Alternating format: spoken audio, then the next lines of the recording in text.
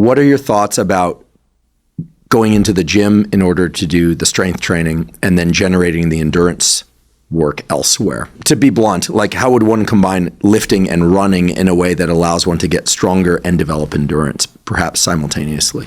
If we're talking about right now, people who are just active, people who are not athletes, there are several things they need to keep in mind. One is the timing, relative timing of strength work and endurance work. If the strength exercises that you're doing are primarily neural adaptations, is what you're targeting, which means lower repetitions, heavier stuff, then it's important to be fresh when you're doing the exercise.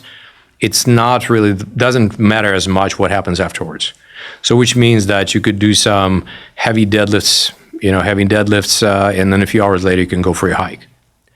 On the other hand, if your lifting is more hypertrophy oriented, it's less important if you come in tired. It's okay even if you just hiked in the morning and then you went, did your curls. But afterwards, for 36, 48 hours, it's ideally to restrict endurance exercise.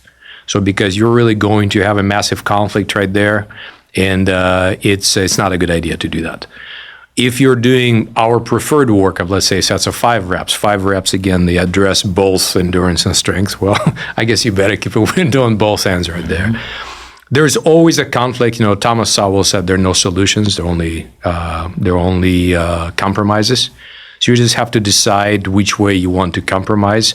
But that separation in time really does help. The other thing is spending different times when you focus on one thing versus the other. So the next 2 months you're going to spend on hitting your strength hard, and you're just going to do 2 hikes a week just for your health, just to maintain. And then summer rolls around, and you put your lifting on the back burner. You lift less, not necessarily lighter, just less, and you spend a lot more time outdoors and do these different things.